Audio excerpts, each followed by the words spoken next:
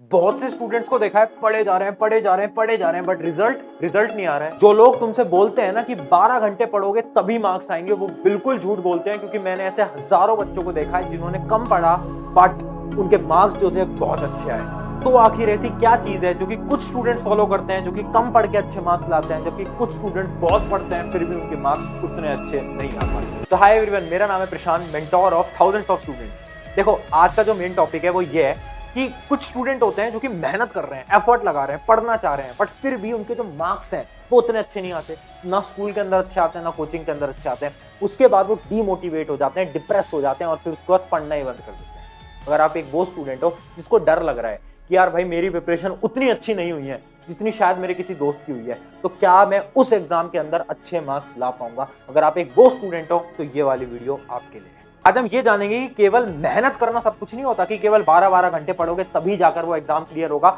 या फिर 95 आएंगे। रियलिटी कुछ और है। बट उस रियलिटी को समझाने से पहले मैं तुम्हें एक स्टोरी समझाता हूँ। उस स्टोरी को सुनाऊंगा जिससे कि आपको और क्लियर हो पाएगा। स्टोरी है एक इंसान की, एक बहुत अमीर इंसान की। तो उसको ना शौक था, क्या शौक था? कुत्ते पालने का शौक था, डॉग्स को पालने का उसको बहुत बड़ा शौक था। तो उसने क्या करा ना, एक बार वो गया और एक ब्रीड होती है डॉग्स की, जर्मन शेफर्ड। बहुत सारे स्टूडेंट्स को पता होगा, जिनको नहीं पता नेट पे सर्च कर लेना, जर्मन शेफर्ड। उनका छोटा सा पपी, मतलब कुत्ते का बच्चा लेकर आया। ठीक है, अब क्या होता है ना, जर्मन शेफर्ड जो होता है ना वो थोड़ा थोड़ा भेड़िया जो होता है, आपने सुना हो भेड़िया, तो भेड़िया के बच्चे की तरह होता है, थोड़ा बहुत, ज्यादा नहीं होता, मतलब थोड़ा बहुत, मतलब ऐसा लगता है बट वो होता नहीं। तो वो पपी बहुत महंगा था, उसको वो लाता है एंड फिर रास्ते से अपने घर की ओर जा रहा हो।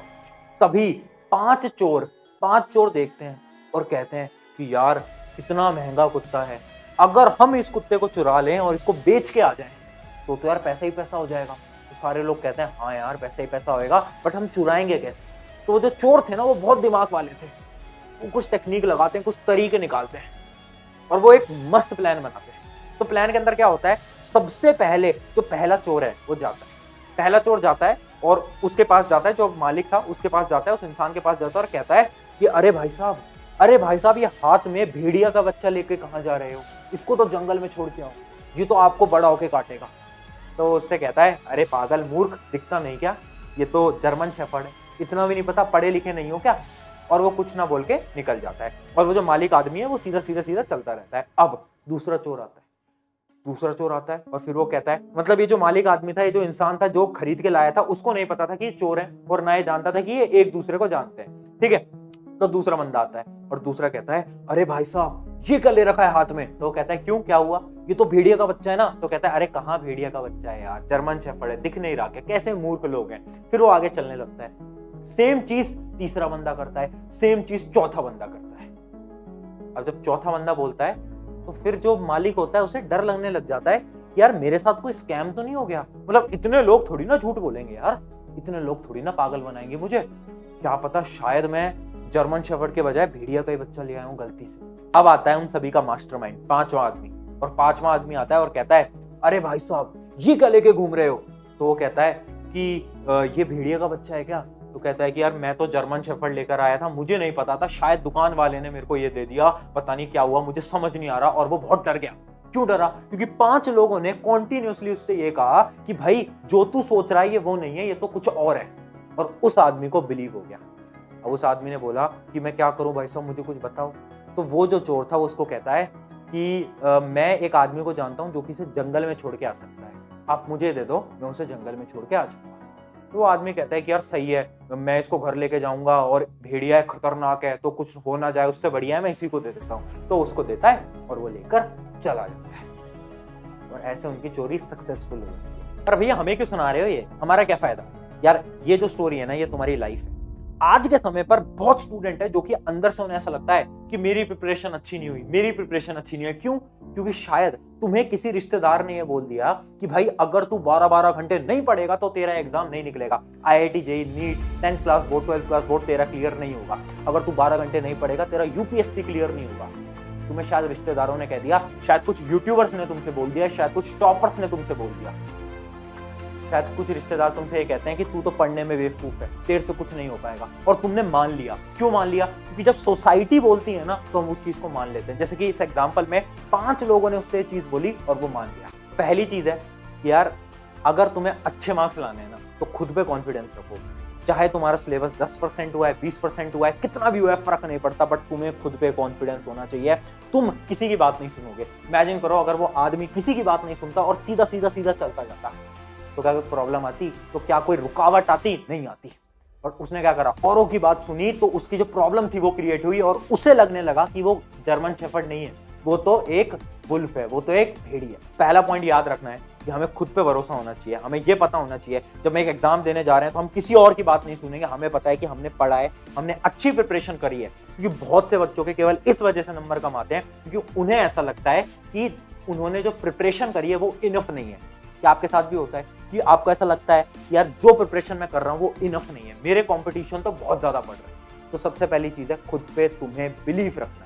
अब मेन टॉपिक पे आते हैं कि भैया हम पढ़ रहे हैं, मेहनत कर रहे हैं, बट नंबर नहीं आ रहे, क्या रीजन हो सकता है? पॉइंट नंबर 1, हम सोचते नहीं है। हम सोचते नहीं है। भाई क्या कह रहे हो? देखो हम ना एक डिजिटल जमाने के अंदर रहते हैं। इमेजिन करो आज से 8 साल पहले या 10 साल पहले स्टूडेंट था तो उससे अगर डाउट आता था, इमेजिन करो किसी ने मैथ की प्रॉब्लम दी, क्वाड्रेटिक इक्वेशन दी, बेसिक मैथ की इक्वेशन किसी ने भी दी कि भाई x² - 2x + 1 = 0, इसके रूट्स क्या आएंगे? तो ये बेसिक सी मैथ की प्रॉब्लम दे दी। अब उस टाइम पे क्या करते थे बच्चे? उस टाइम पे सोचते थे, और अगर 10-15 मिनट सोच के आंसर नहीं आ पाता था तो अगले दिन जाते थे और टीचर से पूछते थे। बट अब हम क्या करते हैं? हम 1 सेकंड सोचते हैं, 5 सेकंड सोचते हैं, 10 सेकंड सोचते हैं, बट अगर आंसर नहीं आता तो हम डायरेक्ट मोबाइल फोन खोलते हैं, डालते हैं, सर्च करते हैं, आंसर देखते हैं। इससे क्या हो रहा है? इससे आपके दिमाग की हालत खराब हो रही है। आपको ऐसा लग रहा है ना कि सब कुछ आसान हो गया है। इमेजिन करो जब आप एक रजाई के अंदर जाते हो, जब आप ब्लैंकेट के अंदर जाते हो, तो उसके बाद आपको मन नहीं करता ना कि ब्लैंकेट से बाहर आए? क्यों बाहर आए? जब आपकी मम्मी आपको कोई काम बोलती है तो आप बोलते हो ना कि रहने दो मम्मी, मन नहीं कर रहा बाहर आने का। सिमिलर आपका ब्रेन है। अब जब तुम अपने ब्रेन से काम ही नहीं कराओगे, जब तुम अपने ब्रेन को सारा काम मोबाइल फोन से करवा दोगे कि भाई मोबाइल फोन सर्च कर लेगा, आंसर बता देगा, जब आपका ब्रेन काम ही नहीं करेगा तो आपका ब्रेन कैसे अच्छी तरीके से चीजों को मेमोराइज कर पाएगा? तो सबसे बड़ी प्रॉब्लम यह है कि यार देख हम मेहनत तो कर रहे हैं बट हमने ना हमारे ब्रेन को ना पागल बना रखा है। हमने उसको काम पे लगाया ही नहीं है। क्यों? क्योंकि जब भी हमारे टीचर हमें कोई होमवर्क देते हैं हम तो डायरेक्ट नेट पे सर्च करते हैं और उसका आंसर देखते हैं। तो आज से इसका सबसे पहला सोल्यूशन जो तुम स्टार्ट करने वाले हो वो ये है कि अब से तुम्हें कोई भी क्वेश्चन मिलेगा तुम्हारे स्कूल के अंदर, कोचिंग के अंदर, तुम पहले खुद से दिमाग लगाओगे। 10-15 मिनट खुद दिमाग लगाओ। अगर फिर भी सॉल्व नहीं होता तो ही इंटरनेट पे जाना या फिर आपकी किताब का सोल्यूशन देखना। ये चीज एकदम क्लियर कर लो। आज से हर एक स्टूडेंट सबसे पहले उस क्वेश्चन को देखेगा, उसको सोचेगा और अपने दिमाग को थोड़ा काम करवाएगा। अगर आंसर नहीं आता तब सोल्यूशन पे जाना, तब इंटरनेट पे जाना। पॉइंट नंबर 2, रटना छोड़ दो।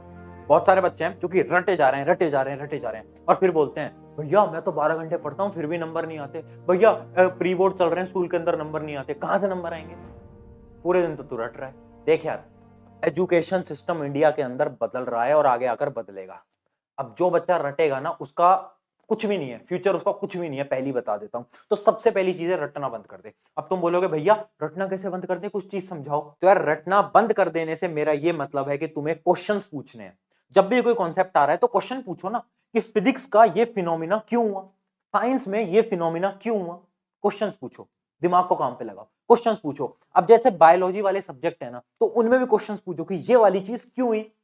जितना क्वेश्चंस पूछोगे उतना ज्यादा अच्छा रहेगा। उसके अलावा जो एसएसटी जैसे सब्जेक्ट होते हैं, सब बच्चों को लगता है कि इनमें रटना पड़ता है, बट ऑनेस्टली बताता हूं मैंने कभी भी एसएसटी जैसे सब्जेक्ट को कभी नहीं रटा। मैंने पता क्या करा, मैंने उनको स्टोरी फॉर्मेट में याद करा, अपनी जो लाइफ है उससे रिलेट करा। लाइफ से जब रिलेट करा तो इजीली मेरे दिमाग के अंदर घुस गया और कोई टेंशन वाली बात नहीं।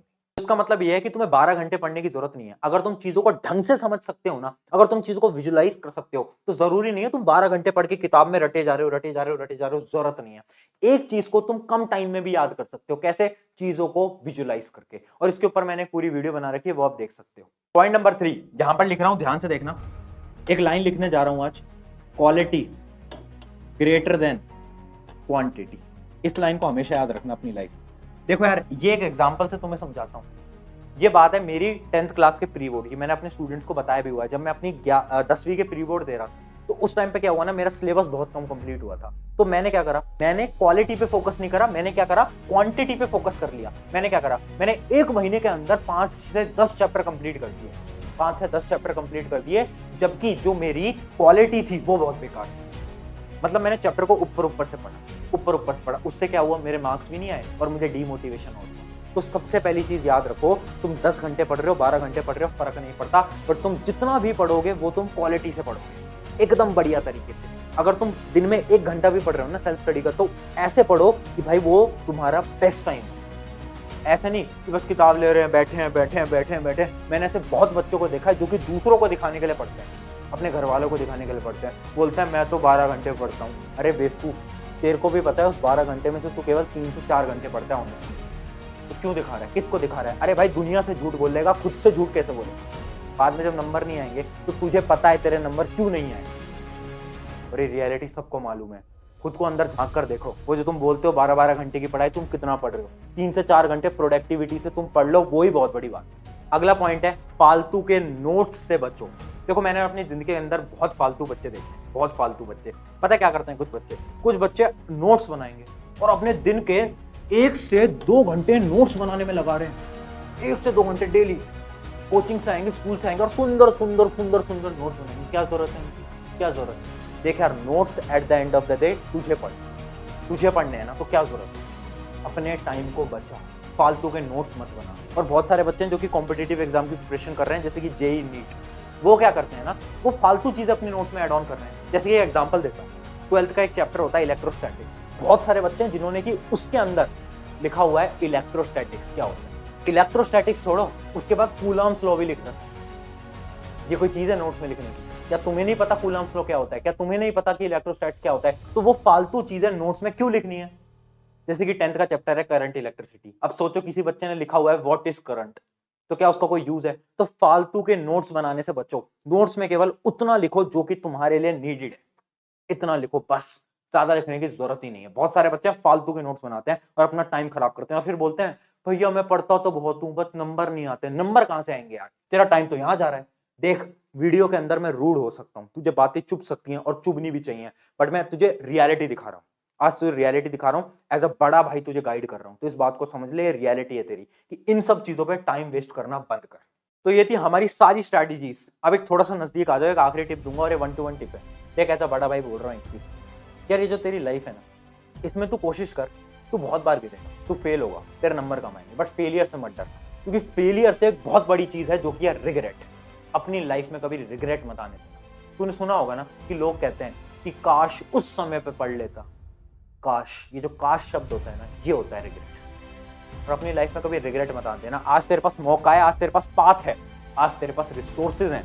तेरे पेरेंट्स तेरे लिए दिन रात मेहनत करके तुझे अच्छी स्कूल के अंदर डाल रखा है, अच्छी कोचिंग के अंदर डाल रखा है। तो मेहनत कर और अपना बेस्ट दे। देख, रिजल्ट कैसा भी है मुझे फर्क नहीं पड़ता, ना तुझे फर्क पड़ेगा। मैं बता रहा हूँ, आज से कुछ साल बाद तुझे भी फर्क नहीं पड़ेगा इन रिजल्ट से, बट आज अपना बेस्ट दे ताकि बाद में रिग्रेट ना हो। क्योंकि यार जिसने फेलियर देख लिया ना, वो तो बहुत बड़ा बनेगा, वो तो जिंदगी में बहुत अच्छा करेगा। बट जो सबसे बुरी चीज है ना, वो है रिग्रेट। तो अपनी जिंदगी में कभी रिग्रेट मत होने देना, बस मेहनत करते रहो। फेल होगे, गिरोगे, उठोगे, गिरोगे, उठोगे और लड़ते रहो। तो इसलिए याद रखना, मेहनत करते रहो। मैं मान रहा हूँ आजकल नंबर कम आ रहे हैं तो मेहनत कर रहे हो, तो कोई बात नहीं। जो मैंने आज टिप्स बताई हैं उनको अप्लाई करो और उनसे सीखो। अगर आपको आज सीखने को कुछ मिला है तो एक थैंक यू भैया जरूर कमेंट करना। बस इतना बोलूंगा, एक थैंक यू भैया जरूर कमेंट करना।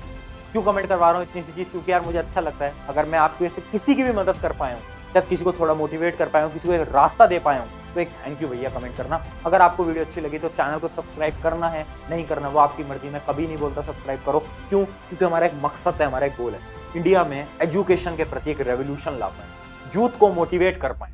तो अगर आपको ये चीजें समझ आई हैं, अगर आपको कुछ गाइडेंस मिली है, तो अपने एक मित्र के साथ इस वीडियो को शेयर कर दो। सब्सक्राइब चाहे मत करना, बट एक मित्र के साथ इस वीडियो को शेयर जरूर कर देना।